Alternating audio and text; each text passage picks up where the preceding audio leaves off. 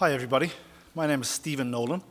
I'm the CEO of Sustainability Ireland, and I think I'm the first Irish person today to welcome you formally to Dublin.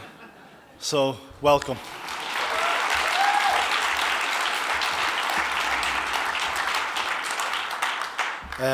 While I have the mic, thanks Rian, I want to take a few moments to thank Kirsten and our team for selecting Dublin to host this event this year. It has been a fantastic experience working with the guys, and every day we learn more from the team, and we're just thrilled that you're here with us today. And we've made so many different friendships over the last few months as we built towards this, so that's been a great output as well. To a quick recap of the day, and I think I'm not going to try and step into Michael's shoes, but and what's gone before me. Obviously today was on the focus of the rules of the game. What are they to be able to innovate? That was Kirsten's call at the beginning of the day. And obviously within that is the policy, conditions and reporting mechanisms within what we all operate. And that came out clear today. And one thing for me that really stood out, that's a real appetite in everybody in the room for further ambition, for asking our politicians to do more. But it's not only about our politicians, because they come and go. Yeah, and it's the reason why Yes Minister is still so funny, because it is the permanent government that really make the rules of the game. But it's also, not about the politicians, it's about the policymakers, but it's also about what business and the capital markets can do. And yesterday we welcomed Fearless Girl to Dublin, and hope a lot of you got a selfie with her outside. She's absolutely fantastic. She's a super ambitious inspiration. And one of the colleagues from State Street said about her, when she was asked, what does she represent? And she said she doesn't represent a statement of accomplishment. She represents a statement of ambition. And I think that's what actually came through today as well. And this is why it's so fantastic that Climate-KIC have brought you all here today. So I know it's an extremely high-level recap of what we talked about today, so I'm not going to go into detail.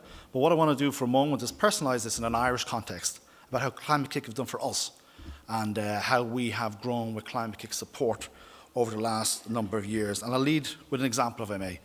We were very proud in the last few weeks that the Irish state, through our National Treasury Management Agency, issued a green bond. We were the fourth country in Europe to do so, and we were delighted that it happened, and we've been pushing for a few years to make that happen. They could have taken 12 billion off the table, such was the interest, and they decided to take 3 billion off for the first cut. So we were thrilled and delighted that actually happened. But what was really interesting, I was invited to the last roadshow of the NTMA about selling this green bond, and I expected to go along to this fantastic event, highfalutin decks, and we're all going to do this, and this is where we're going. And it was quite a simple affair, and it was a PowerPoint.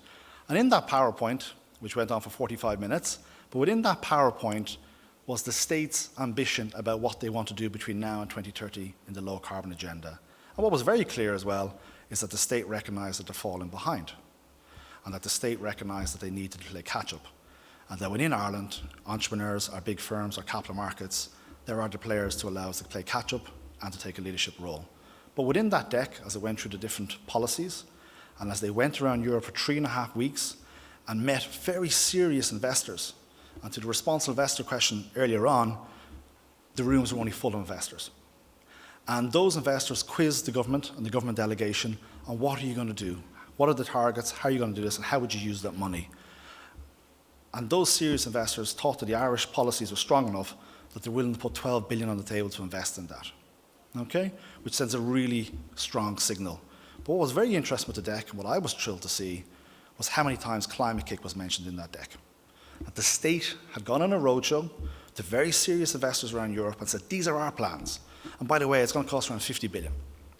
We as a state are going to put 22 billion against it. We're now looking for X billion of the capital markets to finance our piece, and we're going to be attracting in capital, private capital, on the rest.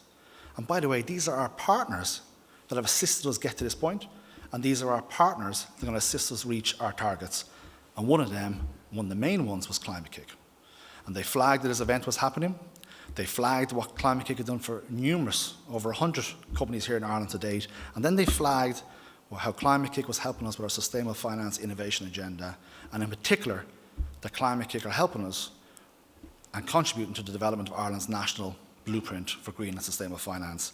And for me, that's how I want to personalise my takeaway from today, the months of work of Gina and her team in making this happen, and Kirsten setting out her vision, what really brought it home for me was when I saw that deck that was brought to serious investors, and $3 billion was raised, and Climate-KIC was one of the main partners name-checked in that deck. So I wanted to personalise that and just say that's why we're delighted to partner with Climate-KIC, and it is a partnership. It has to be a partnership, otherwise it doesn't work. And again, that's what we're seeing Kirsten talk to today. So that's kind of the recap. That's how I personalise it. That's why I'm delighted that Climate-KIC is here. Now I've got to do some housekeeping. Tomorrow, we're all back at 9 a.m. for some networking. The second day is about the unexpected leverage points. What happens when you reframe from risk and divestment to opportunity and reinvestment? So I'm really looking forward to tomorrow. I'm really looking forward to meeting you all over the next few days. And then now, quite importantly, as we're in Ireland, we're going to have a drinks reception. And so we're going to wrap up. I'm delighted that the former President of the European Parliament, Pat Cox, will address us with a few remarks. And he's also my chairman for my Finance Green Ireland Committee. So again, welcome to Ireland. Thank you for a terrific day. Thank you to Climate-KIC. And please look forward to meeting you over a drink. Thank you.